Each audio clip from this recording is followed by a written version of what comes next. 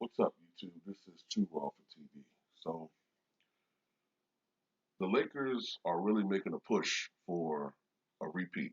Okay, over the last couple of days, they have signed Dennis Schroeder, which was a key move um, to make up for the loss of Danny Green. They signed sharpshooter Wesley Matthews, who previously played with the Milwaukee Bucks, and then of course there's the fact that they are making a push for Bogdanovich. That trade with Milwaukee just completely fell through.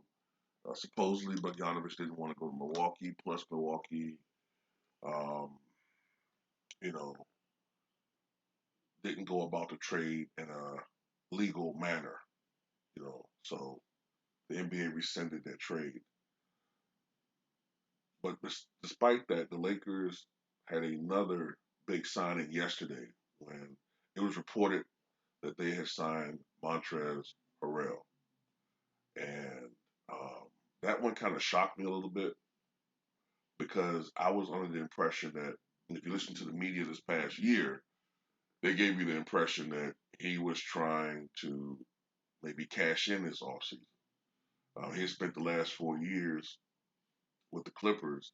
The last couple of years, he's really made a name for himself as one of the better scoring power forwards in the NBA. A little bit undersized, but he's a beast um, down below. And I think with the Lakers, he's a perfect counter to Davis, who's more of a finesse face-up guy. And they're both yin yang. They're both perfect, honestly. Um, and I'm telling you, man, the Lakers right now, if they were to somehow get Bogdanovich too, the Lakers might win 70 something games next year. I mean, they're gonna be even better. You know, I mean, if this was a full season this past year, LA would have won 63, 64 games anyway. But now, I mean, look, and I know signings, big names, doesn't necessarily mean uh, championship because you have to worry about chemistry.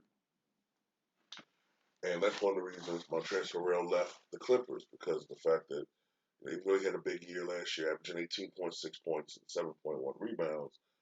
One of the criticisms that came out was that him and maybe some others felt like apparently Paul George and Kawhi Leonard were getting preferential treatment and weren't pulling their load, you know, so to speak, as far as training, you know what I'm saying, and preparation. And we're getting superstar treatment. So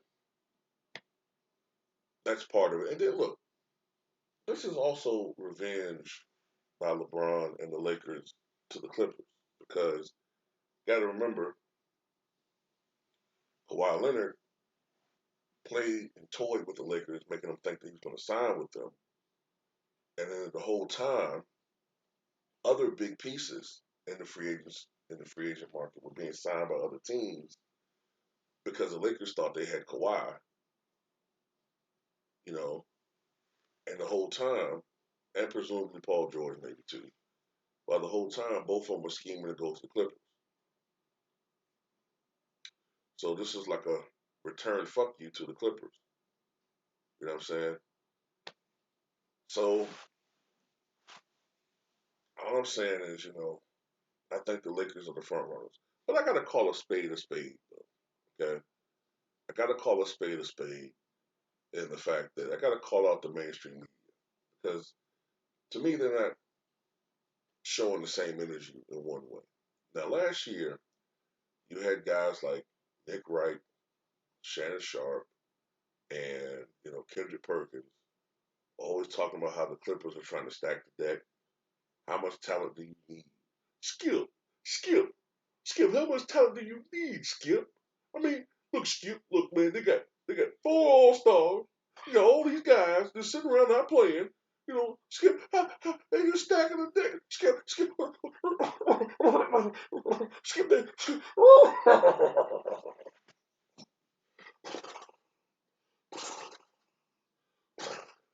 Sorry, Skip. Had to get that hay, had to get that lay out, Skip. No, I'm a centaur, Skip.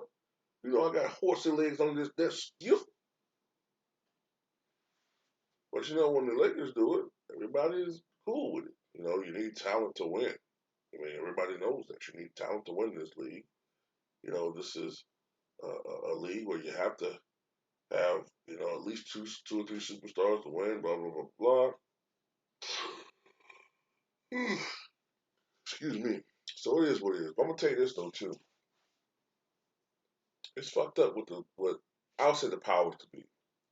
It's fucked up what the powers to be are doing with Milwaukee, man. You know what I'm saying? Um, they definitely people definitely want Giannis out of Milwaukee, outside of Milwaukee Bucks fans, and outside of Wisconsin. They want Giannis out the. They want Giannis to go to a big market team, which is fucked up. You know what I'm saying? You see this pressure. They're always pressuring people to leave. You know, they're pressuring Giannis right now not only to win, but preferably to go to a big market and do it. They just love big markets. They don't like a superstar playing for a small market team. And you can just see the biases.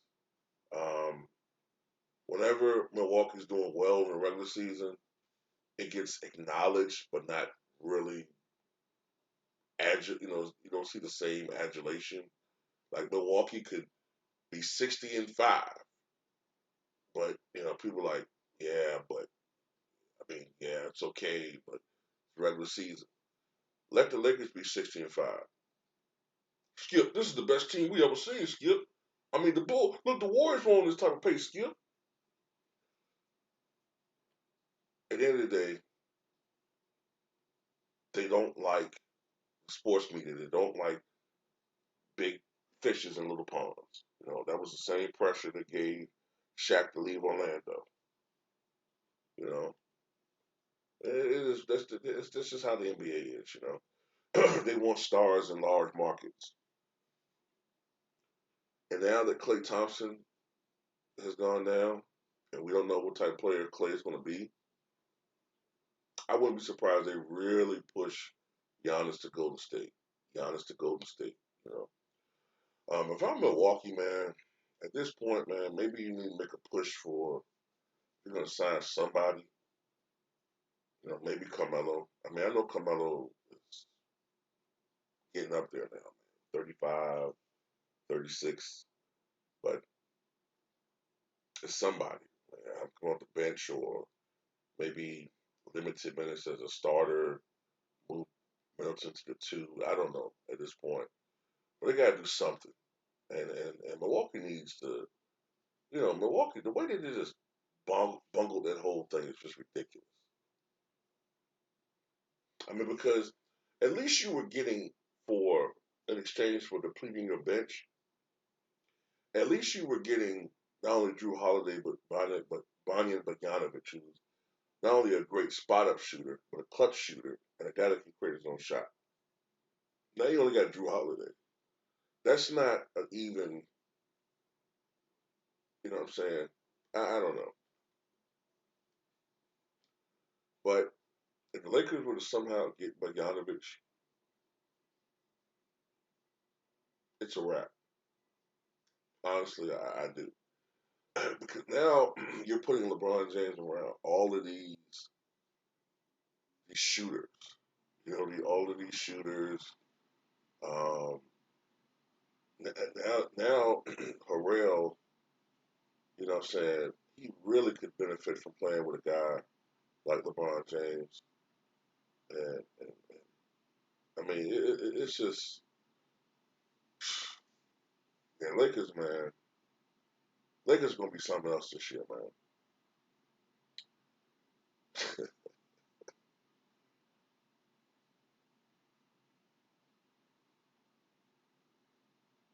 I don't know what to say, man. That's it. I mean, they went a lot of people, but in this off season was like a lot of huge free agents. But yeah, the Lakers are right now the winners in this offseason, you know. And I gotta say this too in closing. I think it helps that Montrezl Harrell's agent is Rich Paul, as is Anthony Davis's and LeBron James. At the end of the day, that shit helps.